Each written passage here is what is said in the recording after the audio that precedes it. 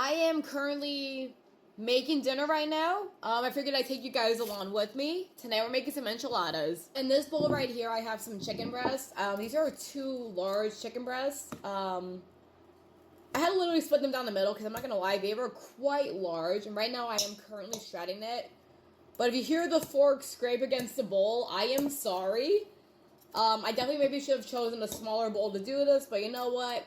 You work with what you have. We got our chicken shredded, and I'm telling you guys right now, the amount of times I had these forks scraping against the bottom of the bowl, I'm telling you, it's literally like nails on the chalkboard. It literally sends shivers down my spine. I hate it. So I know I just said I'm making what you think is regular chicken enchiladas. I forgot to mention these are actually chicken and spinach enchiladas. There's this Mexican restaurant I used to go to with like my friends and my family quite often. Well, I shouldn't say quite often, like on certain occasions, and he had these really, really good chicken and spinach enchiladas, and I love them, and I've been craving them ever since I moved up here, so let's see if I can try to make them here. Spinach in here, I added a little bit of this green enchilada sauce. Not 100% sure if it's going to be the same as the place I went to, but you know what? You live and you learn. So I mixed that in. I'm going to add a tiny bit of this Mexican cheddar jack too to the filling. Not a lot, because we're going to add some on top as well. Now, I'm only doing this way I know everything kind of stays intact and nothing really falls apart. So, we'll see if that helps with anything. I am using a flour tortilla. Now, before you guys say anything, as far as which is more traditional, not going to lie, I feel like for me, it depends on whatever is easier for you. Some people have an easier time with the flour tortillas. Some people have an easier time with the corn tortillas. It kind of basically depends on what you're working with, I guess. So we're going to scoop some of the filling on into the one side.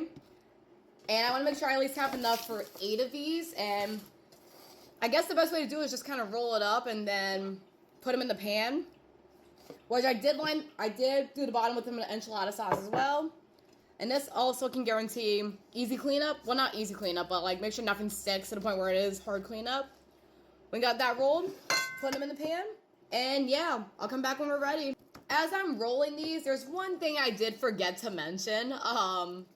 When you're putting the enchiladas in the pan, make sure this bottom part, the seam part of it, is staying down in the pan.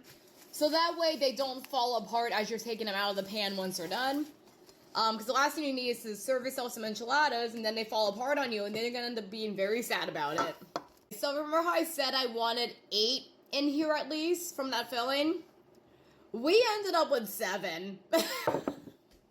We ended up with 7. Leave it to me to have an odd number. Oh my gosh, okay. Either way, I am making some rice on the side to go with these, so this obviously isn't a problem. I had extra of the green enchilada sauce to pour on the top. So now I'm just going to top it with cheese. And I have my oven preheated at 375.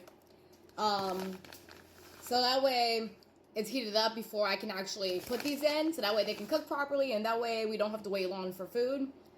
Because waiting long for food, especially after a long day, especially if you're working, it can be kind of frustrating.